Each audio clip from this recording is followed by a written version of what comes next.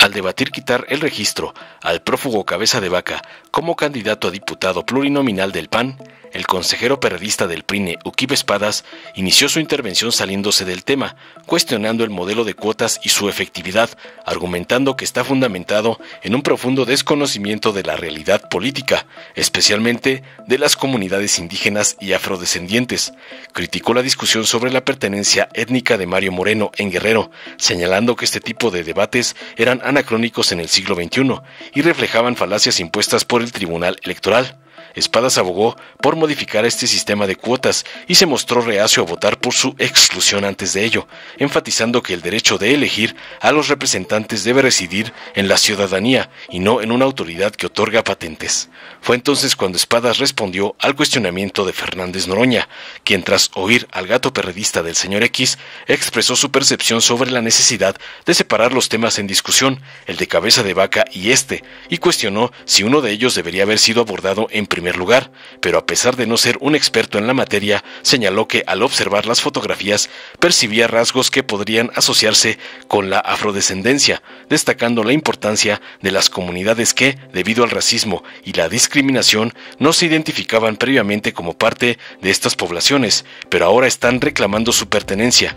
En consonancia con la exposición del representante del PRI, le solicitó más detalles sobre el tema en cuestión para enriquecer la discusión, a lo que el consejero del muerto PRD citó al antropólogo Miguel Mañana para subrayar que la afrodescendencia no se define por aspectos superficiales, sino por una identidad cultural y social más profunda.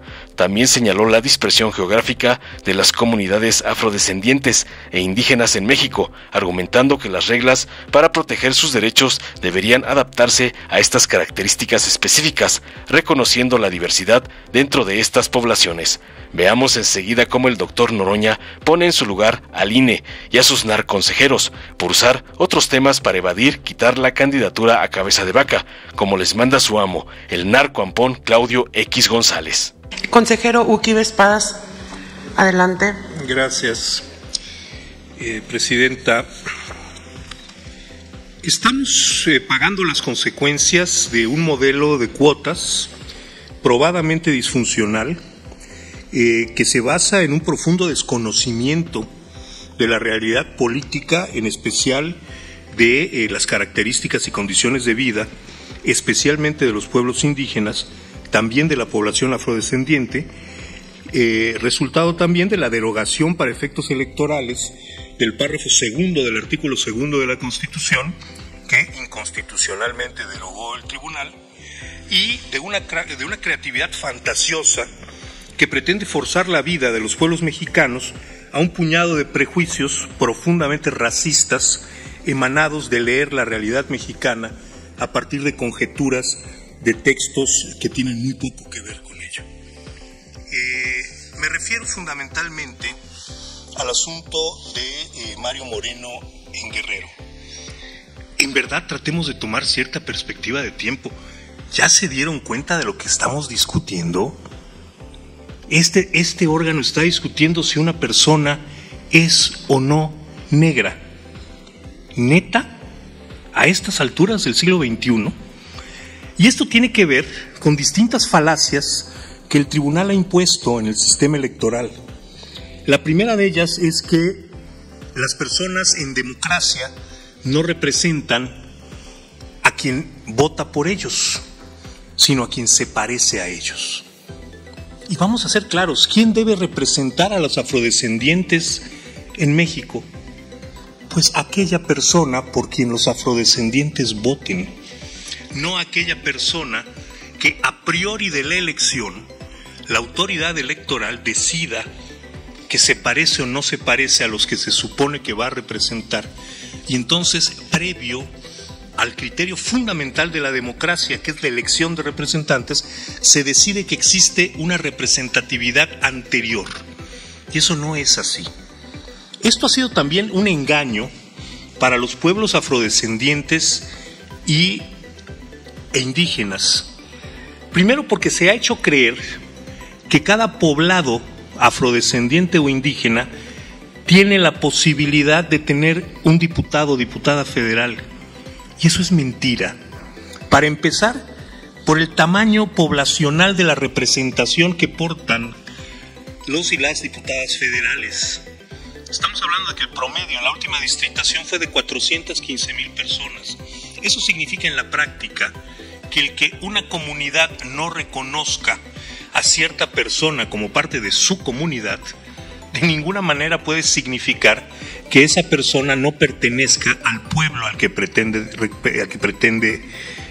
pertenecer. Y esto no está sujeto constitucionalmente al criterio de nadie. El párrafo segundo de la Constitución agota ese debate.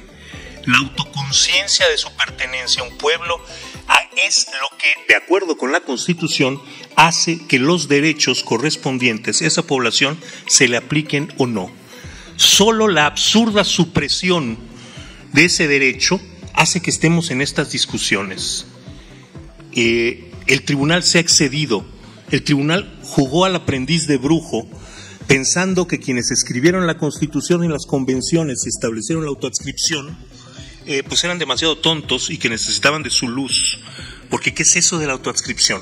Nosotros los magistrados somos más inteligentes y tiramos al suelo convenciones y Constitución. Gracias, concluiré en la próxima. Una pregunta, ¿es moción? Sí, yo lo hice. Adelante, primero. son 3. Sí, solo para que el consejero termine su exposición, porque le faltó tiempo. Gracias. Su brillante exposición.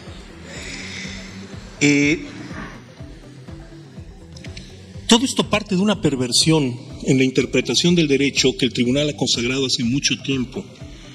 Y es que corresponde decidir sobre los derechos, que lo fundamental en el derecho electoral es decidir sobre los derechos de quienes pueden ser elegidos, contra la base fundamental de este derecho, que es el derecho de la ciudadanía, de quien vota, a elegir a quien lo representa.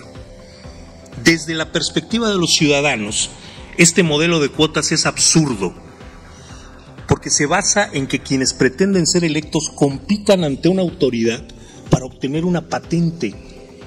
Eso no es democracia. Tenemos que modificar este sistema de cuotas. Espero que lo podamos hacer para el 27, pero mientras tanto yo no voy a dar un voto para excluir a nadie de estas cuotas deformes de origen. Gracias. Gracias. Diputado Fernández Noroña, ¿desea hacerle una pregunta a usted al consejero? Pues sí. ¿Al consejero? Yo no soy perito en la materia y me parece que hubiese sido bueno que los temas fueran separados, aunque quizás uno ni siquiera debió haber sido tocado. Y yo les reitero, no soy perito, pero veo aquí todas las fotografías y si me preguntaran, su familia parece afromexicana. Y hay muchas comunidades que por racismo y discriminación no se asumían como parte de esas comunidades y hoy se están reivindicando.